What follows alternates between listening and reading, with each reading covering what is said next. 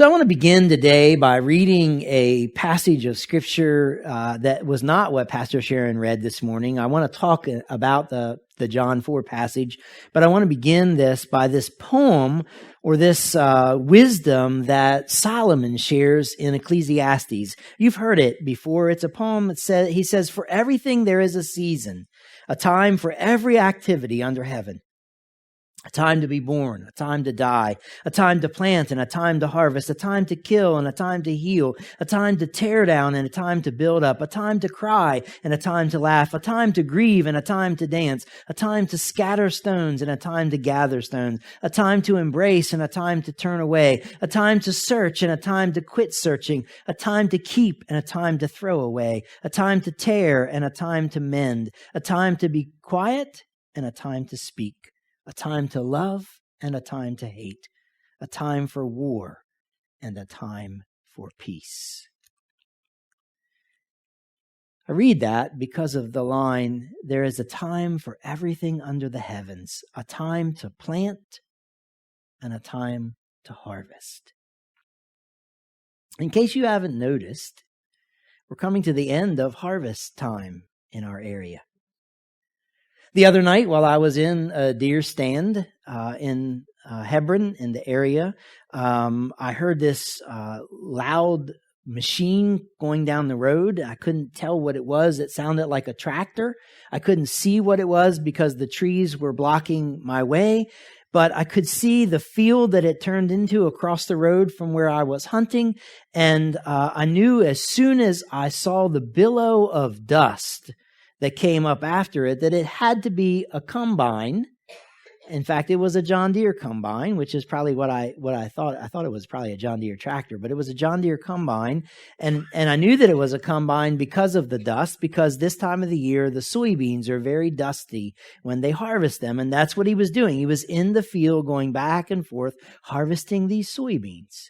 It had rained recently before that night, and so I knew it wasn't working ground, and I didn't hear the sound of working ground, so I was sure it was a combine. And when I left that evening, indeed, he was still combining, and I could see that that's what it was, because it's harvest time here in our area. Now, I know that if you were here last week, Brother McCoy talked about this passage of Scripture in part last week in his sermons, and I listened to both of his sermons from when I was gone, and just want to take away any concerns that you have. I'm not going to repeat what he said last week. I have a different interest in this passage than he did, although there is a similar theme with harvest. And last week's title was about harvesting, and he challenged you to look for the opportunities to harvest, to be evangelizing, to be bringing people to Christ that you have. Now, one of the challenges as a pastor that I constantly have is coming up with what I'm going to preach. And it's the longer I'm in the ministry, the more challenging it is. I've been in the ministry 30 years now, and 20 of those 30 here at this place. And so, I have preached on this passage some in those past 20 years. And it's a particular challenge to feel what I want to talk about each week. I try to always be sensitive to the Spirit's leading. And I feel like the Spirit was leading me to do this despite the fact that McCoy chose to preach on it last week. And in part because the past 2 weeks at the Bible study that I'm doing downtown at Old Town Deli on Wednesday morning at 6:30. And if you don't have anything to do Wednesday mornings at 6:30, come to Old Town Deli. We'll give you free coffee. And we'll have a Bible study, and we're working our way through John. And for the last 2 weeks, we've been in John 4. And there were some things that struck me out of that Bible study that I thought, wow, I'd like to share those. I really felt prodded by the Spirit to do that. And so that's what I'm doing this morning. And then you add to the fact that the fact that I've been asked to be a keynote speaker on Saturday for the Tri-County Farmers Harvest breakfast in Powellville at the Powellville Fire Company. And I've been given the topic that they want me to speak on is harvest. And I'm like, really? You want me to speak on harvest to a group of people who know what harvest is?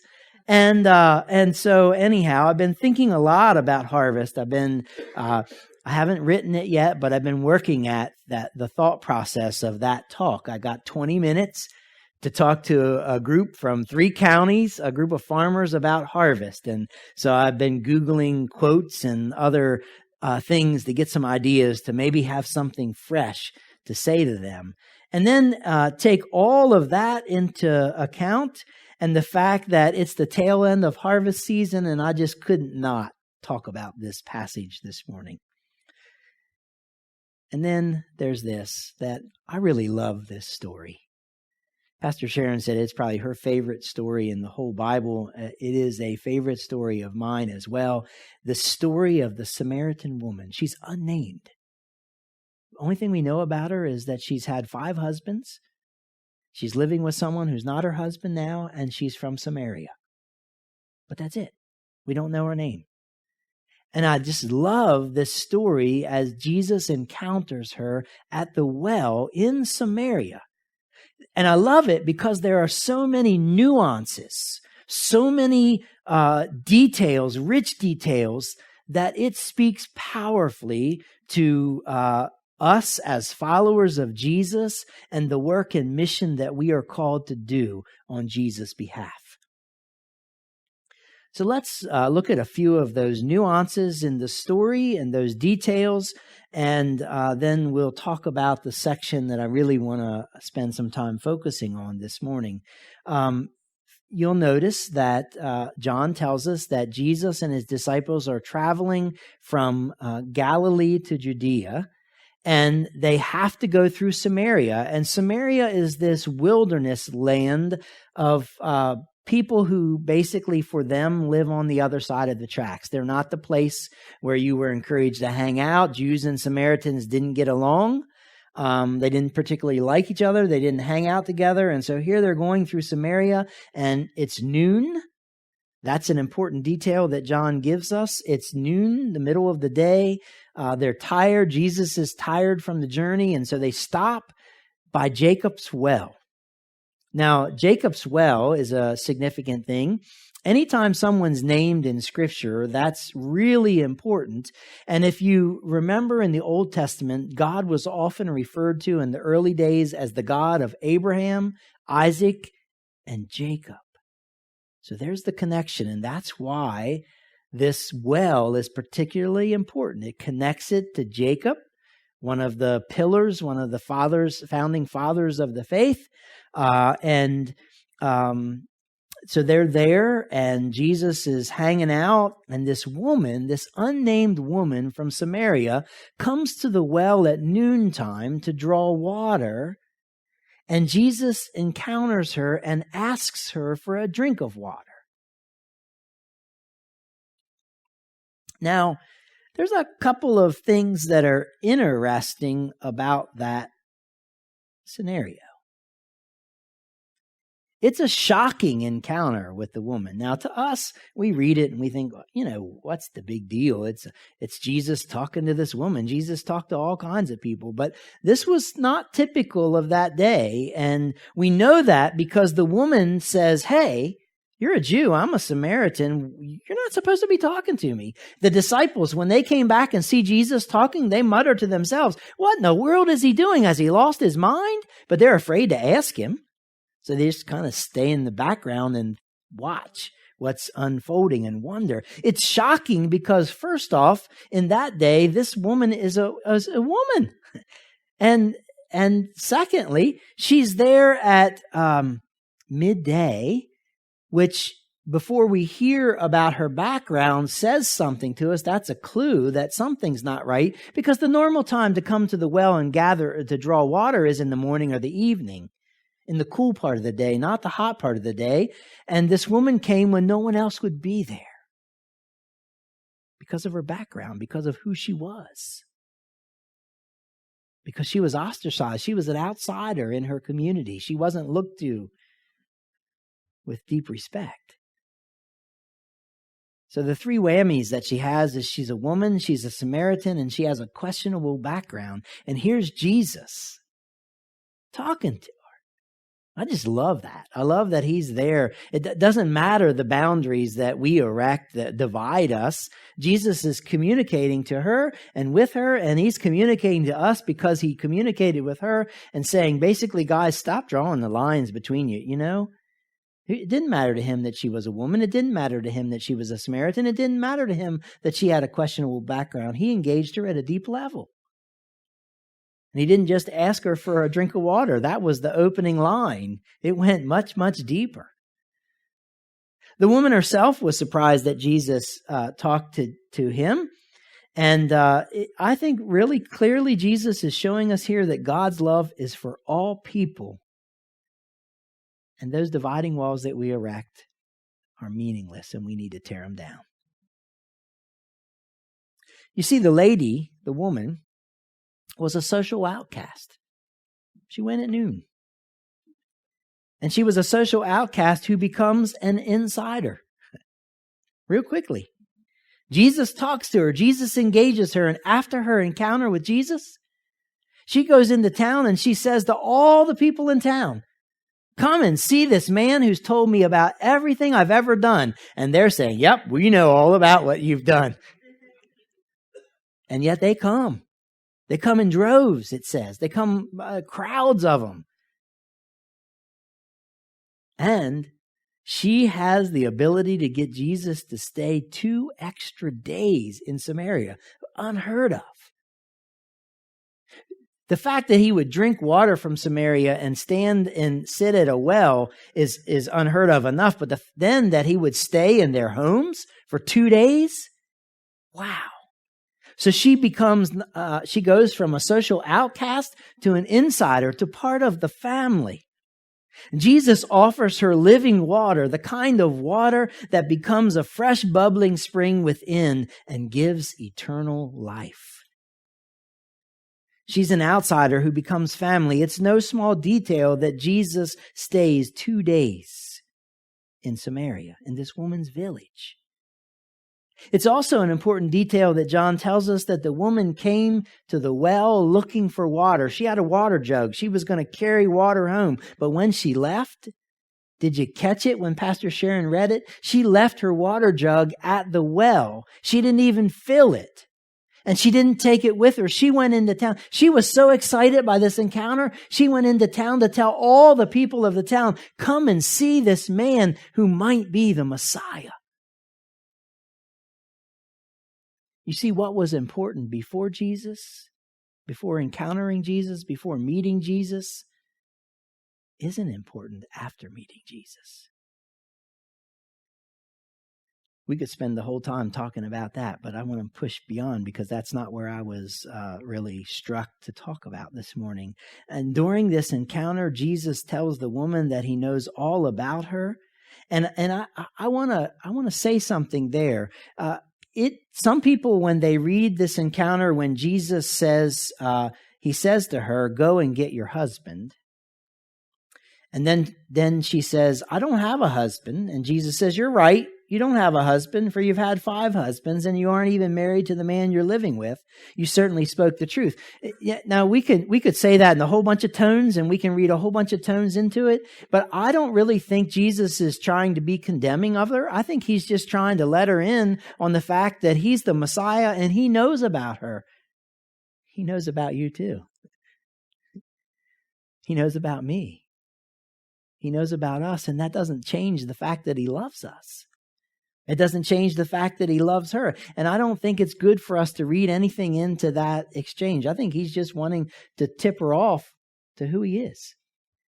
Because then he engages her in a deep level of conversation. Actually, she engages him first. She says, tell me why you Jews insist on worshiping in Jerusalem, and we Samaritans say this is the place of worship right here on Mount Gerizim.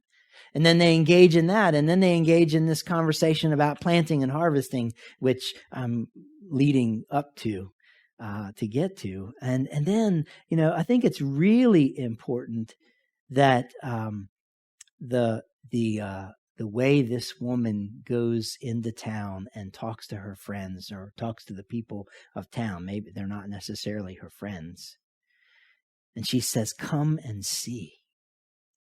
Now, I know McCoy talked about that last week. What a wonderful invitation for us. Rather than taking our Bibles and beating somebody who we think is of a bad reputation upside the head, come and see this Jesus. Come and see what I've seen. Come and see what's happened in my life. It's a wonderful invitation.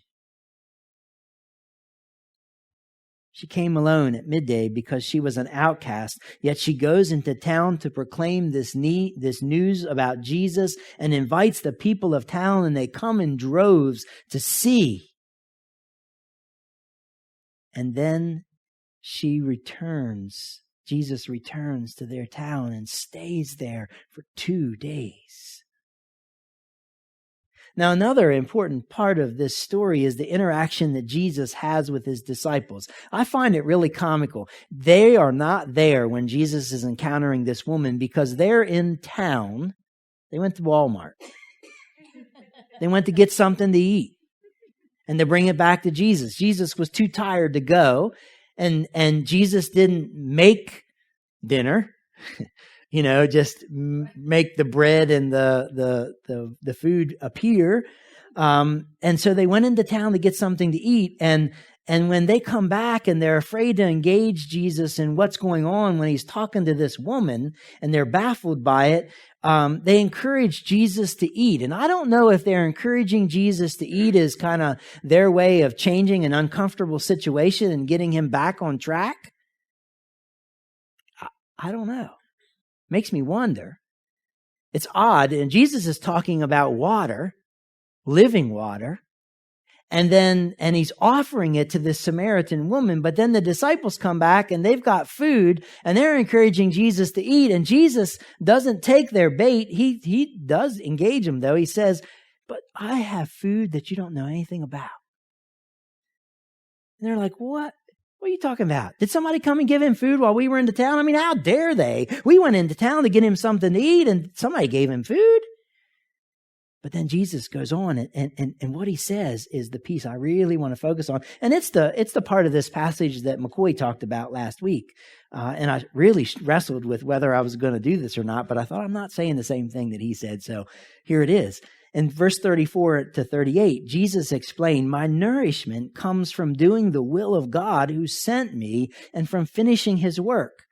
The saying, 4 months between planting and harvest.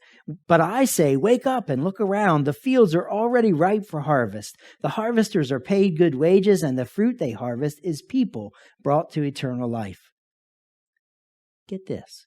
What joy awaits both planter and harvester alike.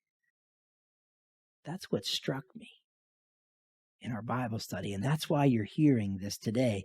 He goes on and he says, the saying, one plants and another harvests, and it's true. I sent you to harvest where you didn't plant. Others had already done the work, and now you will gather the harvest.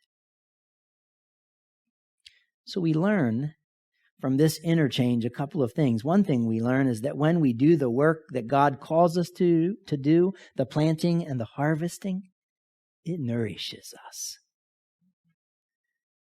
The team of ladies that planned Friday's ladies event and those who attended Friday's lady event were nourished by that event. And they're filled with joy because they were doing God's work of attending to the things of the soul, the spirit. Looking, I don't know what all they talked about, but they were looking at the places where seeds have been planted and connections have been made and their relationship with Christ.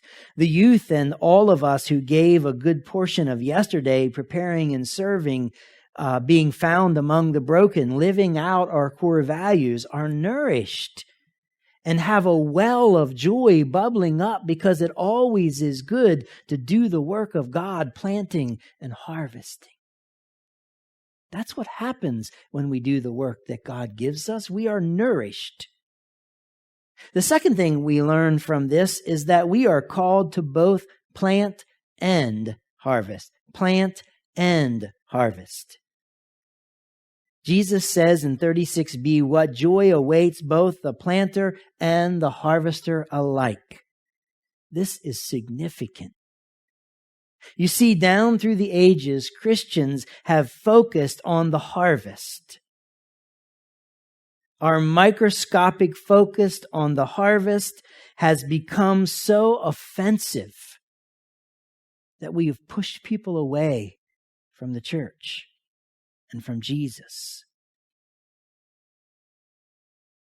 How we are reaping, and now we are reaping a world where people don't know Christ and don't want to know Christ because of the way we've presented him.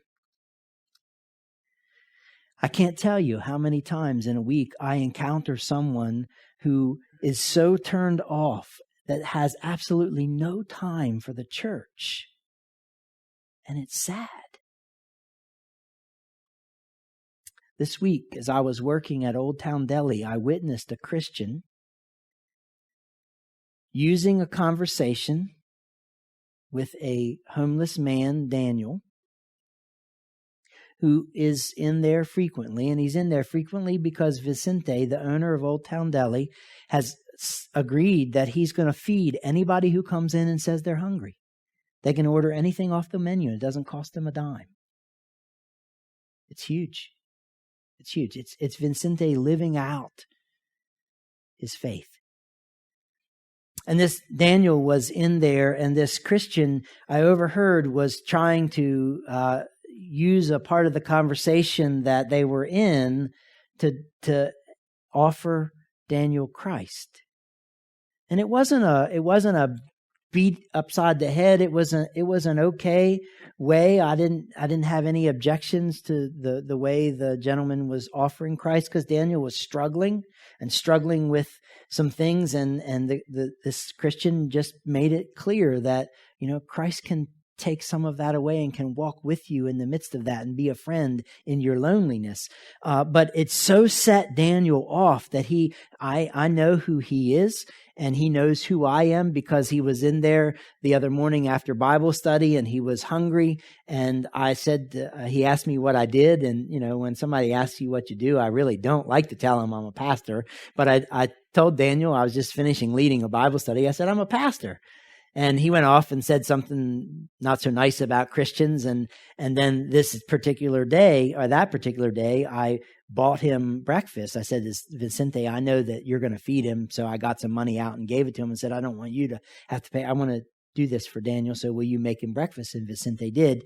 And then this day that he had this encounter with this Christian, immediately after this encounter, Daniel came over and sat at my table.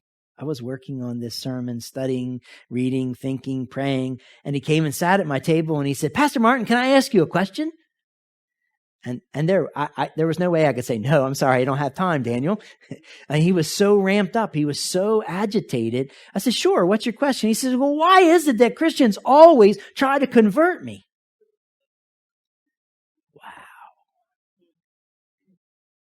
And I knew then that he had had a lot of bad experiences in the past, that there was nothing really about this encounter that was questionable. And it wasn't one of those typical encounters, but it set Daniel off. And he went on and on and on. And I finally had to close my Bible and close my book and put my pads away in my backpack and say, Daniel, I'm sorry, I don't have time. I've got to go. And leave. I wasn't planning on leaving, but I just didn't have the time to engage. And it was clear to me I wasn't going to get anywhere. Not that I was trying to get anywhere, but that every question he asked, my response didn't make a difference. I could have said, it's snowing in Africa.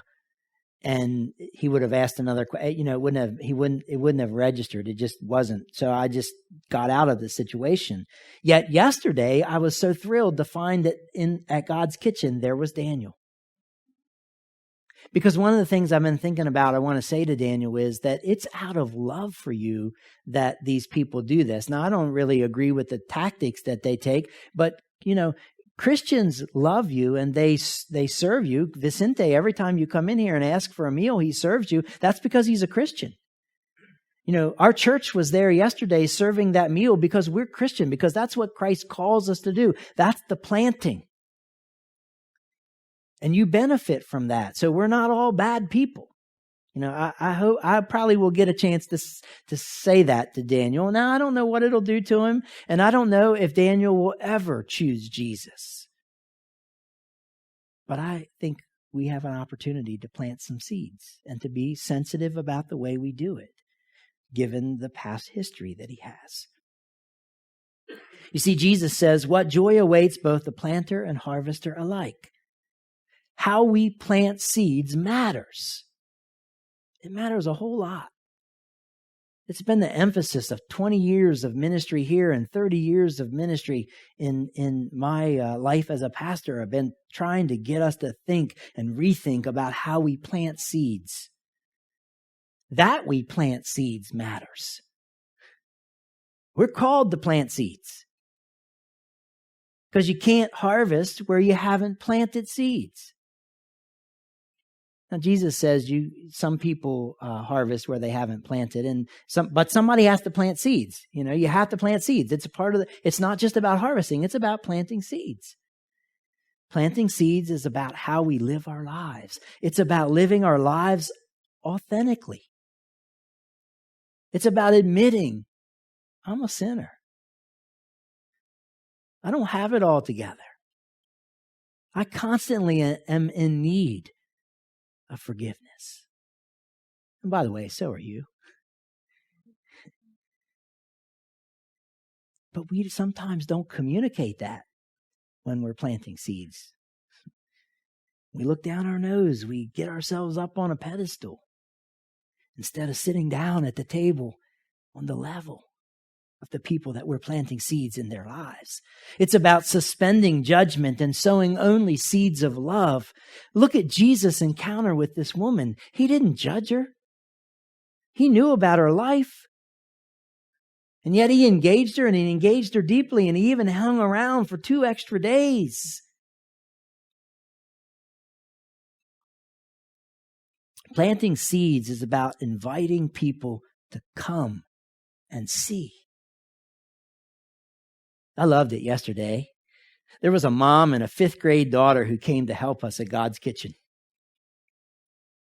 They were having a great time. And when I asked them how they connected with us, because it was clear they weren't with SU. It was clear they weren't with the church, Grace United Methodist. I had no idea how they got there. They were already busy working, making peanut butter and jelly sandwiches to offer as alternatives to chili in case people didn't like chili. And afterwards, they told me that Kathy Cannon answered on Facebook. And Facebook is a wonderful place to use in this way, and we can plant seeds in that way. Kathy, this mom asked a question, where can my daughter get engaged in helping the homeless? And Kathy, right away, the mom said that Kathy was the first person to send her a message and tell her about what we were doing on Saturday and that they were welcome to join us. And then the little girl piped in and she said, I read a book in class, and I don't remember what the book was, and I don't remember the story, but a little boy walked a long ways, I think she said from Florida to D.C., pulling a red wagon. Anyhow, whatever the story was, it had something to do with a red wagon, and he was so touched when he got to D.C., or she was, I don't know, it was a boy or girl, but they were so touched when they got to D.C. that they created this organization called the Little Red Wagon, I think it's called, and they give little red wagons filled with food out to homeless people. And the little girl was so enamored after reading that book, she went and asked her mom, where can I do something like that to help homeless people? And that's where Facebook came in and where Kathy came in. Kathy did a come and see. And then while we were having that conversation, one of our youth advisors walked over and engaged her and said, our youth group does this kind of thing. Now, she's in 5th grade, but next year she'll be in 6th grade, and she's welcome to come. Our youth group is 6th grade through 12th grade, and we would love to have her come. And they seemed excited and eager. And then Kelly commented on, Kathy, I guess, tagged her on the Facebook post, and Kelly commented, and the lady commented, and, we're having some seed planting. Kathy's been planting seeds in her life for 6 years, and you see how it works. It's beautiful. It's absolutely beautiful. And then the 5 Salisbury University students that came, they were a part of a United Way group at SU. And as we were cleaning up, and they stayed to clean, which was really wonderful. And, usually there's just a few of us at the end. And they were there and they were helping. And I was sharing with them about the changes over the last 20 years. And I made the comment, we've been doing this for at least 20 years. I think we've been doing it longer because I think Community of Joy, then Salisbury Church of the Brethren, was involved in God's Kitchen before we came. That's not something Sharon and I brought, but that's something we liked and we said, let's keep doing. And so I said, we've been involved in this for over 20 years serving here at God's Kitchen. And 2 of them were intrigued by that. And they asked, well, where's your church? And I said, there's an opportunity. So I said, we're on the corner of South Boulevard and Smith Street. We're just a couple blocks up from Salisbury University. And that's where I left it. And I'm sorry to say to you, I didn't plant a real good seed. I planted a wimpy seed. I stopped short. I should have gotten out my cards that I carry, and I should have given them a card for our church that has our worship time and said, hey, we have 2 worship services tomorrow morning, 9 and 10:30. But I didn't. And actually, I'm glad I didn't, because now I have the opportunity to tell you that and to not have it right. And so you can see, we all mess up. I missed it yesterday with them. I didn't go as hard as I should have. And I shouldn't have gone any further than saying, hey, here, if you don't have a church in town, we'd love to have you. You're welcome to join us 9 and 10:30 or our 2 worships. That's all I would have said. But, I should have taken it that much further. Would have put the seed in the ground at the proper depth. But I didn't do that. What joy awaits both the planter and harvester alike, Jesus says. On Friday night, we did something downtown that was way too early to do. It was only the 15th of November, and we're already singing Christmas songs and lighting a Christmas tree, and Santa was there and all this festivity. I mean, it's just everywhere, but it was Third Friday, and that's when we do that downtown. And it was a great crowd. I mean, there were maybe 1,000 people. I don't know. I mean, it was a huge crowd. Greg was there. Kathy was there. It just was wonderful. The crowd was. And I encountered Caroline's favorite teacher of all time, her 3rd grade teacher. And it was a wonderful encounter. And I hadn't seen her for a while, and I enjoyed chatting with her. And she was asking about Caroline and what she's doing and all of that. And we were talking about school, and she's not teaching 3rd grade anymore, but she's a reading intervention teacher at Pemberton Elementary School. And her daughter came over and she introduced me to her daughter, and she said, Carly, this is my pastor. And I'm like, really? You've never been in this church? And she said that because 19 years ago, or 18 years ago, I'm not sure how long it's been, but it's been about that long. Caroline was still in elementary school. I officiated her wedding down in Ocean City. And that's why she was referring to me as her pastor. And we got talking about society and the difficult challenges of being a parent in these days. Her daughter's 10. And the difficult challenge of being a teacher and wanting the best for your daughter and not knowing where to put your daughter in school. And, Friday, whatever happened at Parkside with 3 teachers getting taken out, that was fresh on her mind. And we were talking about that. We were just talking about these interesting times. And she admitted to me that she hasn't been going to church. And that she can't find the church that works for her, or they're either too far away or whatever. And I said, well, that's interesting. Now, I did get it right here. I said, that's interesting. I said, you can't find a church, but I don't think you've ever come to church here. You haven't come to see me. You got to come see me. I said, come at 10:30 because that's when we have some activities for Carly, and that'll be a great time. And I got out my little thing of cards and I gave her a card, and she gave me a great big old hug, and she said, we just might see you. And I thought, what am I going to do if she's here today? Am I going to be able to share this? And I thought, you know what? I'm going to share it because she would probably stand up and tell the story very similarly to what I was saying. I've been sowing seeds in her life for 19 years.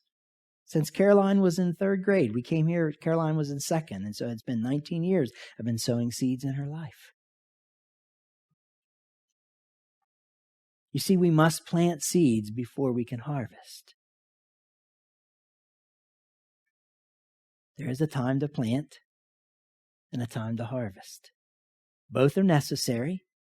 Both are important. Both take intentionality and sensitivity. So I have a question for you this morning. Where are you planting seeds? And where are you noticing that fields are ready for harvest? And the final point I want to make today is that Jesus invited his disciples to open their eyes and notice that the fields were ripe and ready for harvest. And McCoy talked about this a lot last week. I don't need to cover that territory. But we too must open our eyes.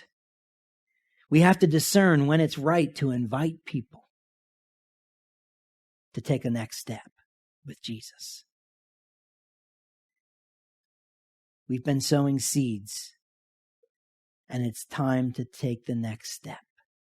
We have to know when that time is to invite people to that. Too often the harvesters are careless and eager to notch their Bibles, as I call it. And we blow it. And we do damage, sometimes irreparable damage. There's a balance between planting and harvesting. And we must pay attention to both. There's a time to plant and a time to harvest. What joy awaits both the planter and the harvester alike.